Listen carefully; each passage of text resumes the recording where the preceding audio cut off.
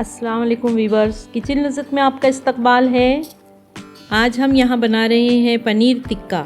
इसकी एक अच्छी बात यह है कि हम इसमें तवे पे बनाएंगे। तो चलिए किचन लज़्ज़त में और तैयार करते हैं पनीर टिक्का। देखिए पहले हम इसका प्रोसेस आपको बताएंगे। यहाँ पर हमने पनीर लिया है। ज़ाहिर है जब पनीर टिक्का है तो इसके लिए पनीर ज़रूरी है। इसको हमने इस तरीके से इसके पीसेस कर लिए हैं। और यहाँ पर हमने ऑनियन ली है, इसके भी हमने अलग अलग से पीसेस किए हैं बड़े बड़े।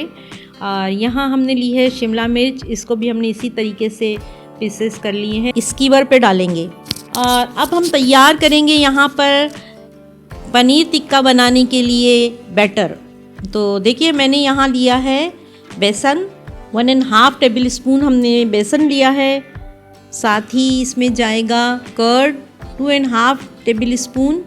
इसमें पानी नहीं मिलाएंगे हम। देखिए सॉल्ट डाल रहे हैं, जायके के मुताबिक है ये। यहाँ हमने डाली है टर्मरिक। साथ ही हम यहाँ पे डाल रहे हैं ज़ीरा पाउडर, शान टिक्का मसाला। इससे इसमें बहुत ही अच्छा मज़ा आता है, इसको ज़रूर इस्तेमाल कीजिएगा।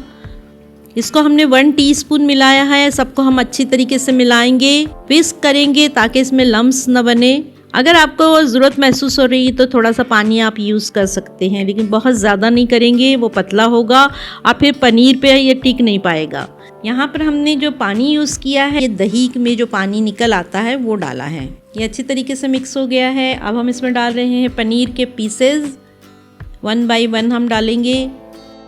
साथ ही हमने यहाँ पर शिमला मिर्च डाल दी है और अब जाएगी इसमें ऑनियन। इतने अच्छी तरीके से हम इसे मिलाएंगे, मिक्स करेंगे कि जो है ये तमाम जितने पीसेस हैं ये सब कोट हो जाए इस मसाले में। और ये स्कीवर्स लिए हैं हमने यहाँ पर जो है ये लकड़ी के लिए हैं। आप अगर चाहें तो इसमें स्टील के भी मिलते हैं, वो भी आप ले सकते हैं, लेकिन इसमें फ़ायदा ये है कि ये यूज़ एंड थ्रो है। इन दोनों का ही हम जो लिंक है वो डिस्क्रिप्शन बॉक्स में दे रहे हैं ताकि आप इजीली वहाँ से ख़रीद सकते हैं। देखिए इसको हम जिस तरीके से स्कीवर पे लगा रहे हैं ये भी एक फ़न है, एक आर्ट है। पहले हमने इस पर ऑनियन लगाया है और इसमें हम थोड़ा सा गैप रखेंगे ताकि ये अच्छी तरीके से सिक जाए। यहाँ पर हमने शिमला मिर्च लगा दी है ऑनियन के बाद, और अब इसमें जाएगा पनीर का पीस। वाह क्या बात है। फिर इसको रिपीट करेंगे इसी तरीके से, इसी सीक्वेंस में। थोड़ा थोड़ा गैप ज़रूर रखिए, वरना ये एक तरफ से जो है अनकुक्ड रह जाता है, कच्चा रह जाता है। ये हमें नहीं करना है। अब देखिए एक स्कीवर तैयार हो गया है। हमने यहाँ पर तवा गरम कर लिया है और देखिए हमने यहाँ पर ऑयल अभी नहीं डाला है, सिर्फ इसके तवे के ऊपर इसको रख देंगे।